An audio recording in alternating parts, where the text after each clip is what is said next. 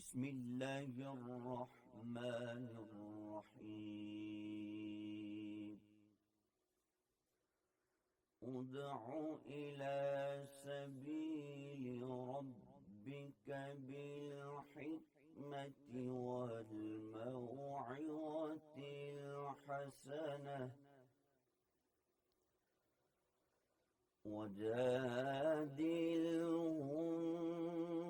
وجادلهم بالتي هي أحسن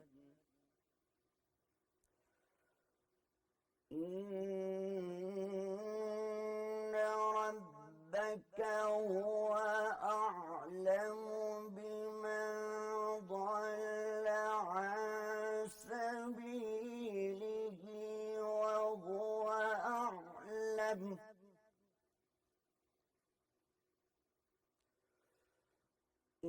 إن ربك هو أعلم بمن ضل عن سبيله وهو أعلم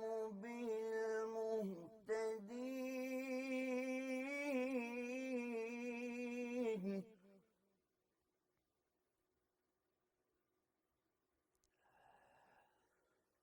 وإن عاقبتم فعاقبوا بمثل ما عوقبتم به ولئن صبرتم لهو خير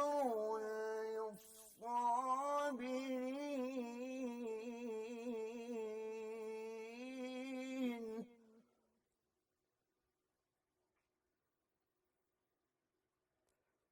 واصبر وما صبرك إلا بالله ولا تحزن عليهم ولا تك في ضيق واصبر وما صبرك إلا بالله ولا تحزن عليهم ولا تك في ضيق مما يمكرون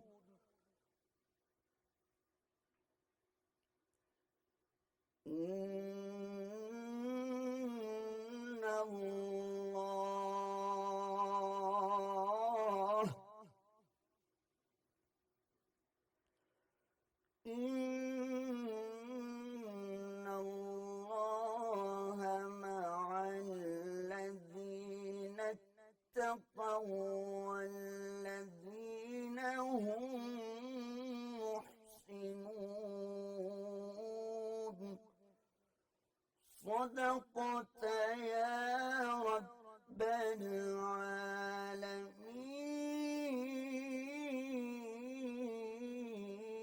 العالمين وبلغنا رسوله النبي الكريم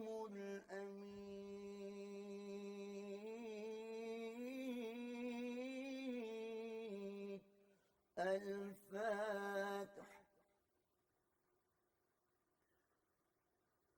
Bismillahirrahmanirrahim. Assalamu alaikum and welcome to our special transmission of Sehur here on PTV World. I'm your host Ahmed Nawaz and joining me is my co-anchor Naila Shuja. Assalamu alaikum. Walaikum How are you? assalam. I'm amazing. Can you believe it? It is the second Sehur of Ramzan. Amazing. I'm so excited. Absolutely. You just heard beautiful verses of the Holy Quran by the Honorable Professor Qari Kashif Rabbani Saab, who's joining us as well. Assalamu alaikum. Thank you very much, sir, for joining us. MashaAllah, beautiful recitation of the verses of the Holy Quran. And also we're honored today to be joined by the Honorable Director General of the Islamic Research Institute, who's also a religious scholar as well, Professor Dr. Ziaul Haq. Assalamu alaikum, sir. Walaikum Sir, assalam. Ramadan Mubarak to you. आप Ramzan Mubarak to you and Ramzan Mubarak to all the Muslims. In fact, Ramzan is a Mubarak for all the human beings. Absolutely. Wonderful. It is a festive month for the humanity and for all the creation of Allah Almighty. Well, we of course today as well, like we mentioned yesterday, that throughout this transmission, throughout the holy month, we'll be taking you on this spiritual journey, talking about so many things that matter when it comes to Ramadan and how we can reform ourselves, as my co-anchor rightly put it yesterday, as better human beings. Take this month as not only a religious obligation, but a month to improve on ourselves as being the true essence of this religion that is called Islam, that was a blessing for all humanity, and also to improve on our deeds, which will of course not only help us, but also make this world a better place for our future generations. I think all of this is very essential, Naila, when we talk about this month to actually get a feel of how we should be throughout the year. Absolutely. It gives you a sense of purpose. You wake up, you create an intention to fast and pray, and then you just constantly do zikr. You remember God and you remember His countless blessings that He has for us. And I think that the discipline that we attain from this month is remarkable.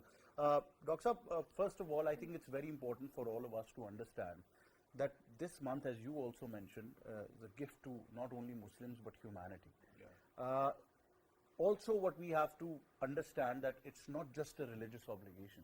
Allah subhanahu wa ta'ala is giving you a doorway to heaven through this holy month. Yes, I agree with you. There are various dimensions of this month. As Muslims, it is one of the essential elements of Islam, and we fast for obeying the commandments of Allah Almighty. It is obligation on every Muslim who is capable to observe it.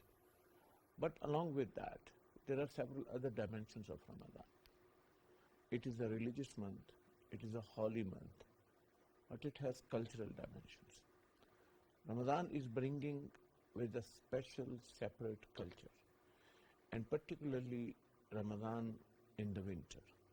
So now Ramadan is entering into winter after 17 years. So it is not easy. The days are comparatively small and the climate is good. So it's not a burden on anyone to fast Ramadan.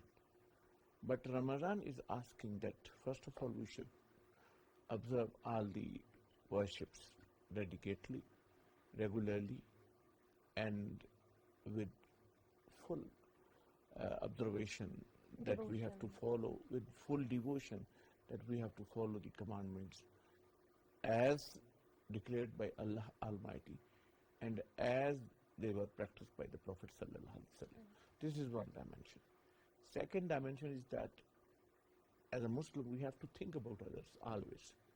But particularly during this month we have to think more and more about others. We have to think about the poor, we have to think about the needy people, we have to disburse zakat and other any funding towards the poor people, needy people.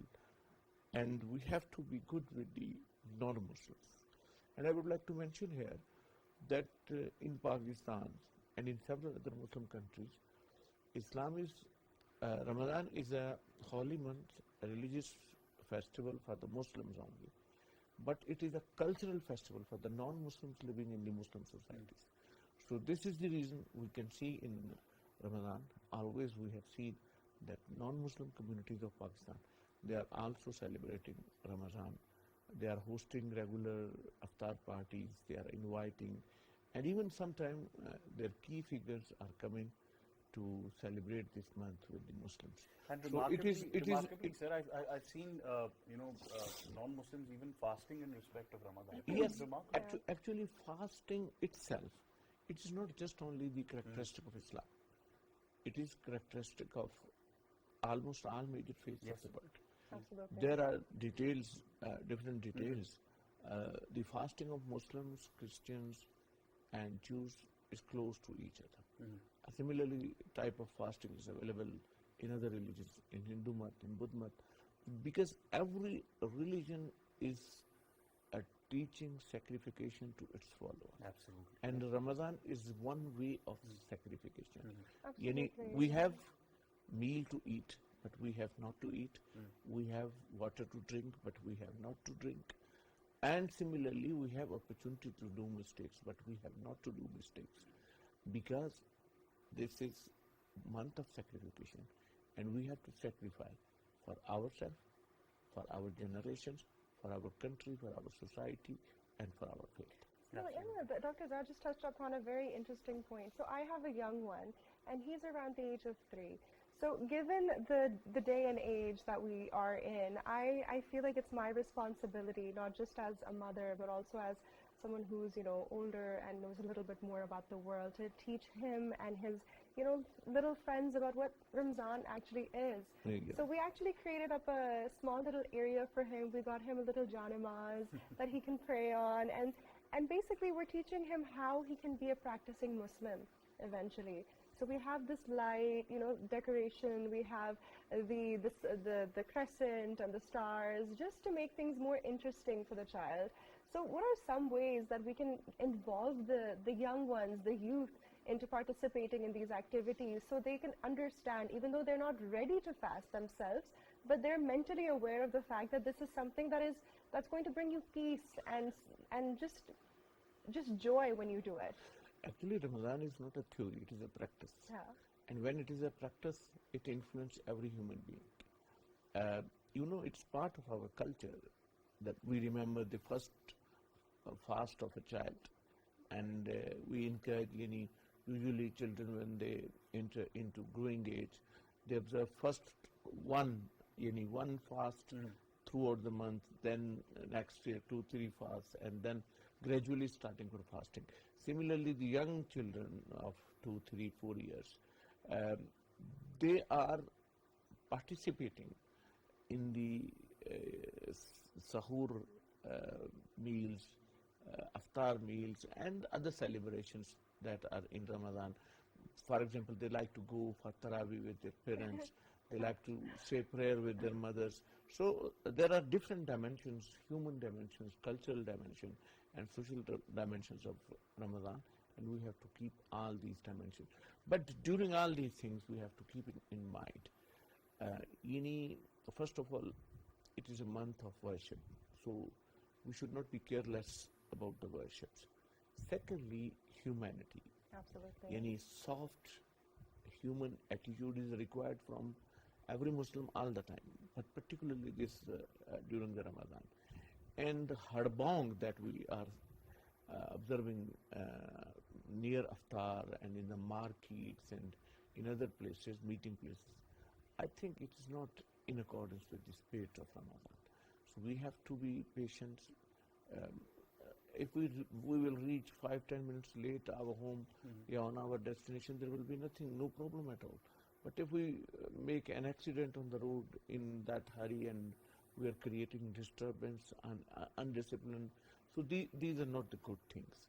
So we have to consider that Ramadan is not only requiring that we should observe the fasting, we should be helpful for the needy people. We should also respect that we should not harm to anyone. Absolutely. And whenever we are participating in creating lawlessness and disturbance, it is actually harming others.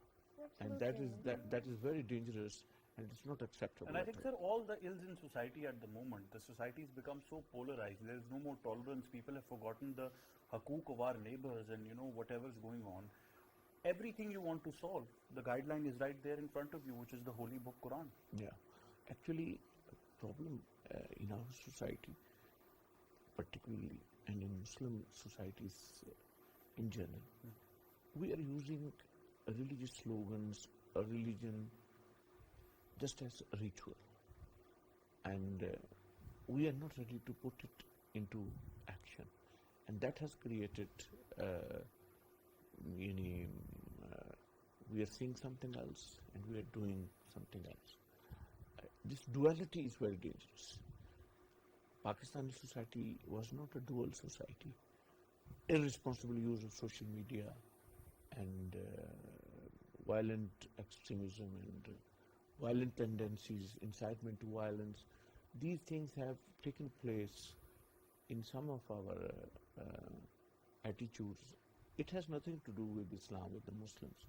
This was the part of the Middle Ages religiosity. I don't know how it became part of our present day religiosity, but it has not to be. It is not part of Islamic tradition.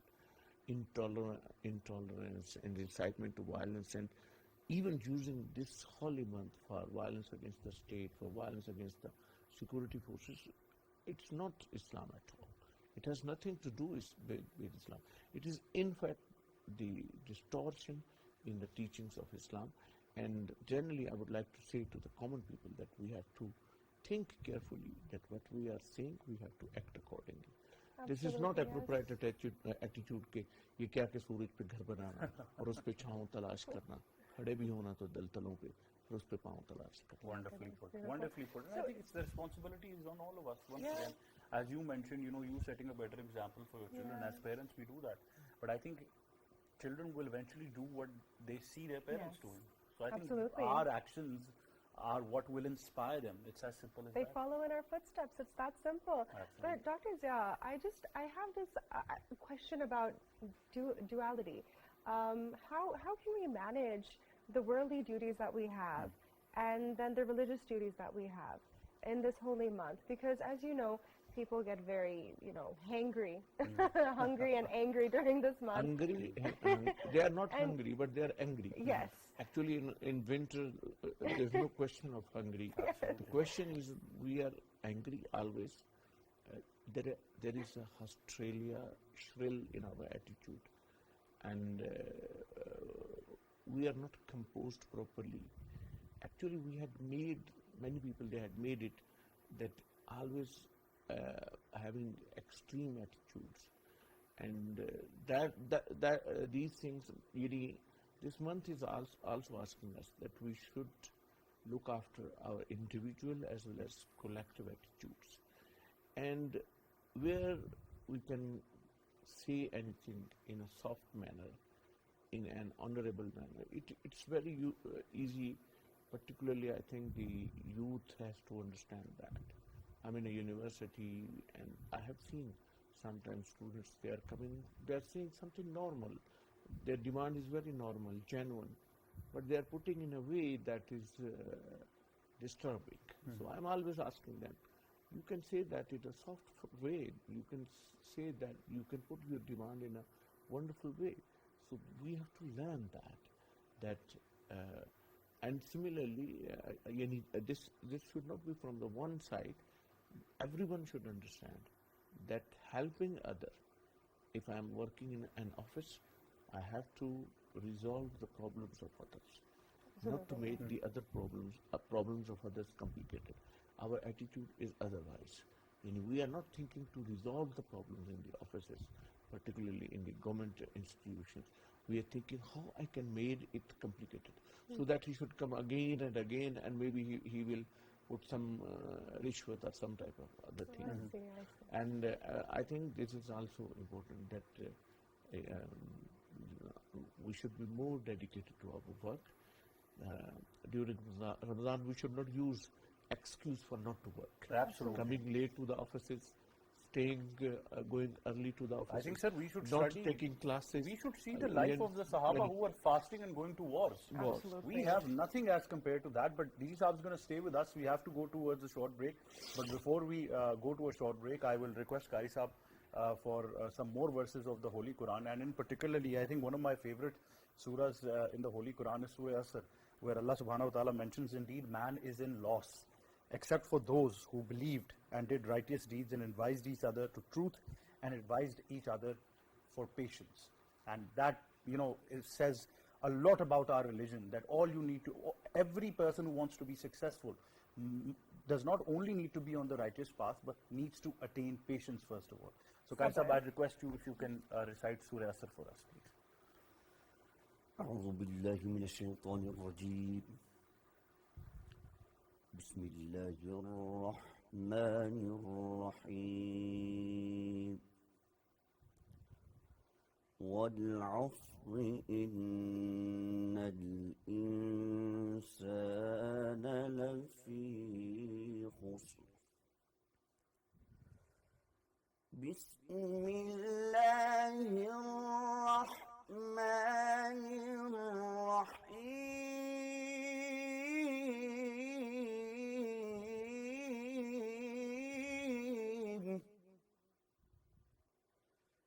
والعصر إن الإنسان لفي خسر إلا الذين آمنوا وعملوا الصالحات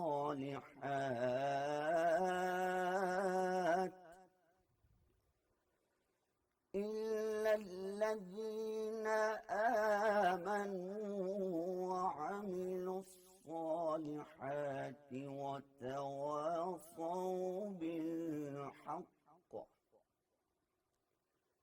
وعملوا الصالحات وتواصوا بالحق وتواصوا بالصبر صدق الله العظيم.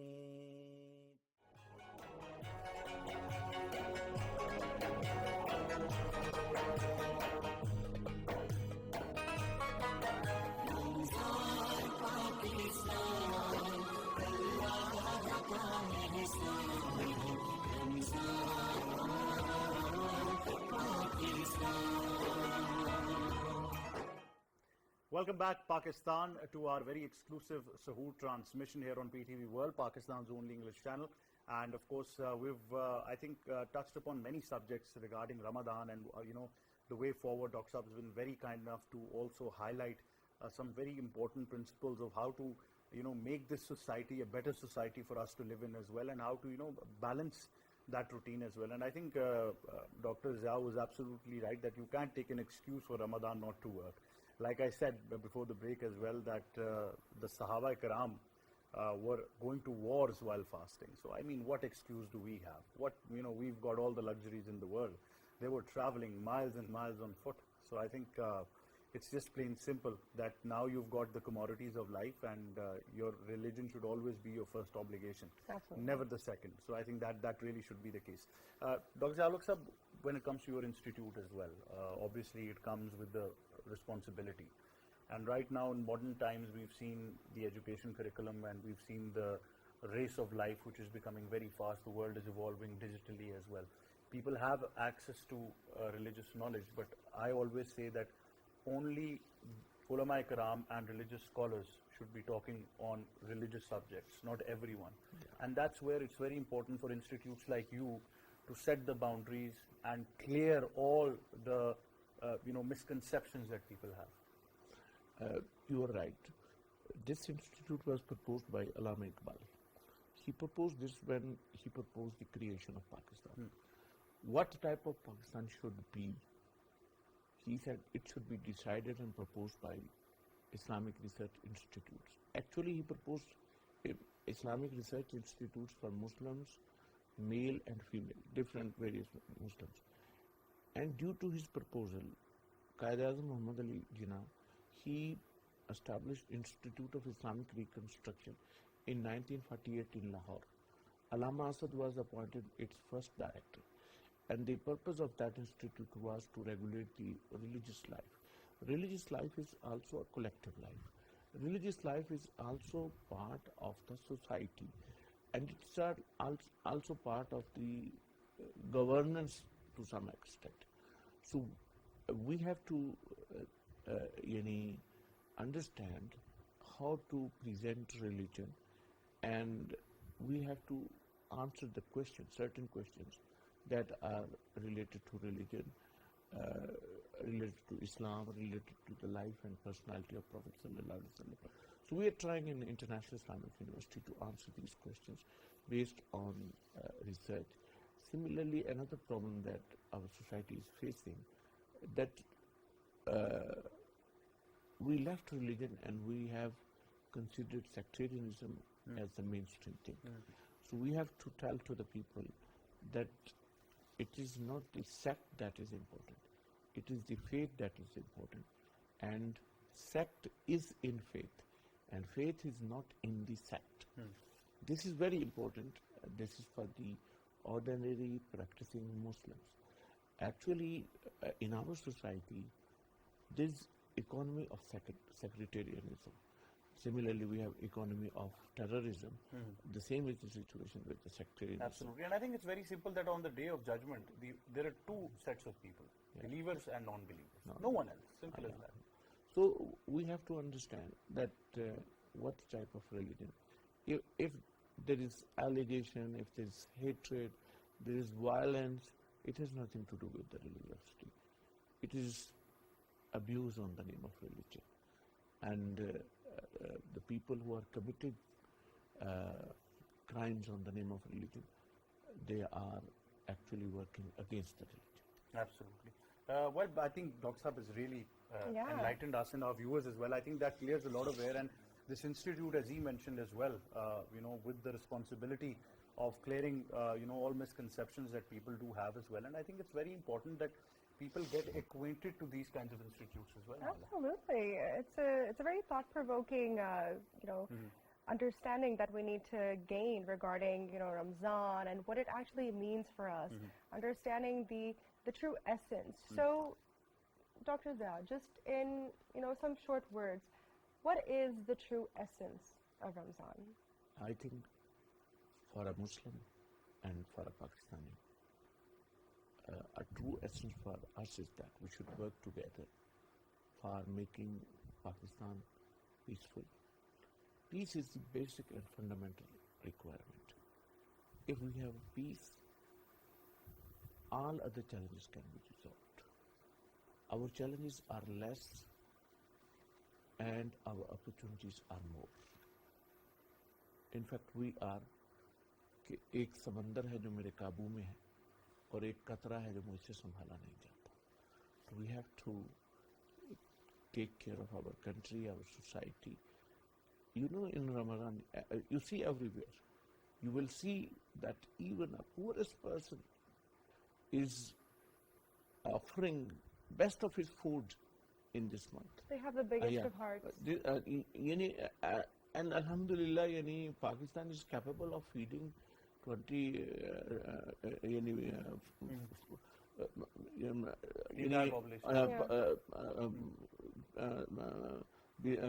millions of the people, and their life is comparatively, if you compare life of the Pakistanis in the South Asia, even with the individual Indians, we are living better than them, and we are performing better. So we have to take care of our country, we have to take care of our society, and we have to spread love and care. Wonderful. And we have to understand that the peace is basic requirement of development. Absolutely. If we have a peace in our society can develop, and we can overcome the challenges that are in front of us.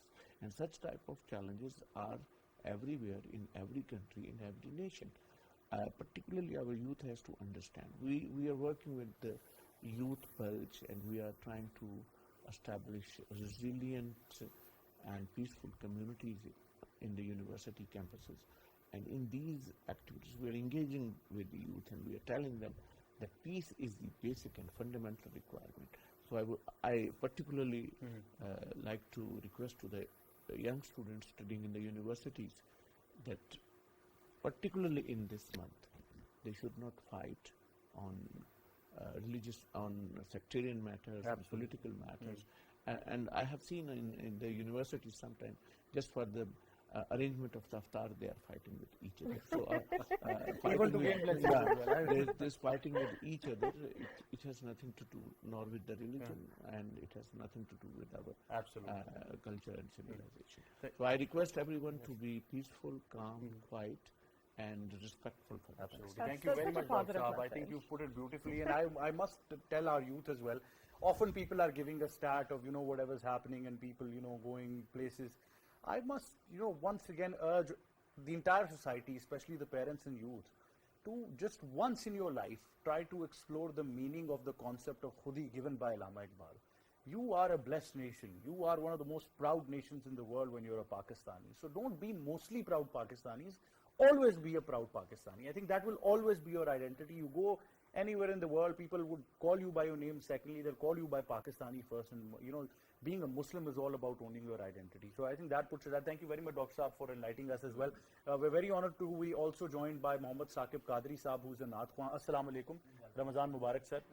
And would request, obviously, from Saqib Saab to, of course, present a Naat. And on that note, I think from me, Naila, and our entire team, it'll be goodbye for now, but we wish you a great suhoor, and we hope to join you tomorrow once again. Inshallah. Ji, Saqib Saab. قربان میں ان کی بخشش کے مقصد بھی زباں پر آیا نہیں بن مانگے دیا اور اتنا دیا دامن میں ہمارے سمایا نہیں بن مانگے دیا اور اتنا دیا ایمان ملا ان کے صدقے قرآن ملا ان کے صدقے ایمان ملا ان کے صدقے رمضان ملا ان کے صدقے رحمان ملا ان کے صدقے وہ کیا ہے جو ہم نے پایا نہیں قربان میں ان کی بخشش کے اوصاف کروں کیا ان کے بیان خالق کی زبان ہے ان کی زبان اوصاف کروں کیا ان کے بیان خالق کی زبان ہے ان کی زبان سائے میں ہے ان کے دونوں جہاں سرکار کا لیکن سایہ نہیں قربان میں ان کی بخشش کے خورشید قیامت کی تابش مانا کے قیامت